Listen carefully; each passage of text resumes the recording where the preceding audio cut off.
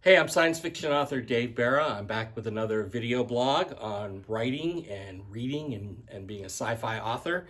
Today, I'm going to talk to you about one of my biggest influences, which was Frank Herbert's novel Dune.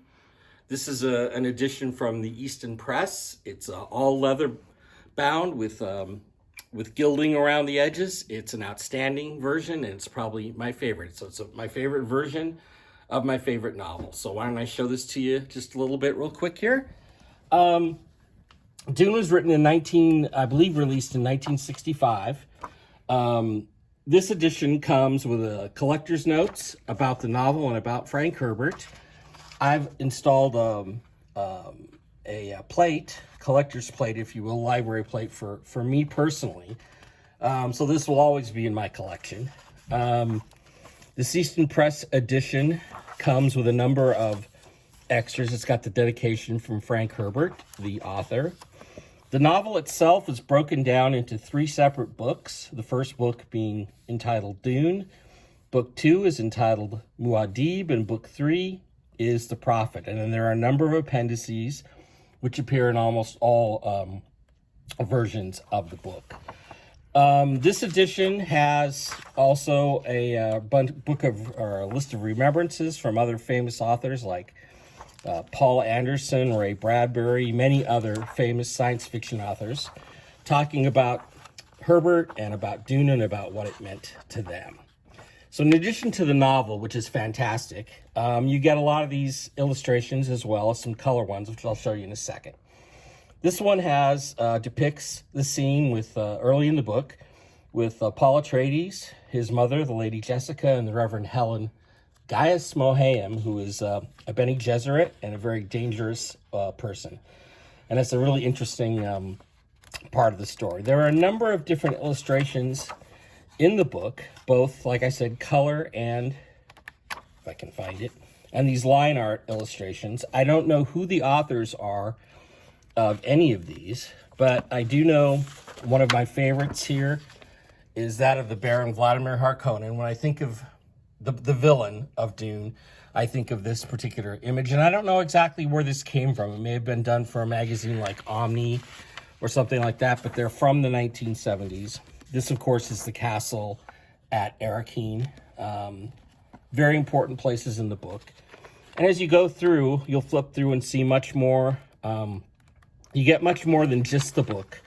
Here you have Imperial Sardaukar on Arrakis when they're attacking betraying the Atreides family.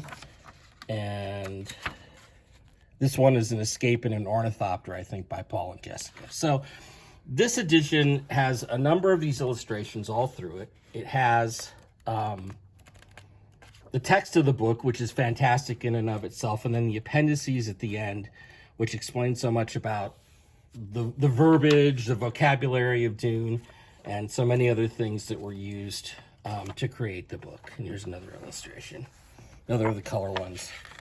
These are very nice, glossy images. And this one here has sandworms, obviously, in the Sardaukar being overwhelmed at the end of the book. I hope I didn't give the plot away for you. So this is the Easton Press edition. There's another recent edition from the Folio Society of Dune by Frank Herbert, and it's a Folio Society version. It comes with this box container, and it's got an illustration on the cover of Paul. These are all original to this edition, and it comes also with a very cool map, very well done, all new, original for this edition. And it also comes with a number of color artwork. This is the scene where Paul is interrogated by the Reverend Mother that we talked about, we showed a little earlier. This is the Baron Harkonnen. I'm not really that fond of this particular illustration, but there are a number of others. This is where Dr. Yui, who betrays the Atreides, is giving a poisoned tooth to the Duke so he can kill the Baron for him, because the Baron has killed Dr. Yui's wife. I believe there's another one in here. This is Toofer Howard, the Mentat for House Atreides. And there is one other one. There's a couple other ones I really want to touch on. This is one of my favorites, obviously, for obvious reasons. This is a concubine being given to the Emperor as a gift, I believe, by the Spacing Guild, if I recall correctly. And then at the end, there's this one really, I think, that's one of the best pieces of Dune art I've ever seen. And that's not it, that's Alia. It's Paul standing, looking up at the sky at the ships of the great houses in the Spacing Guild as they're coming to loot Arrakis. And he doesn't allow that. He stops them.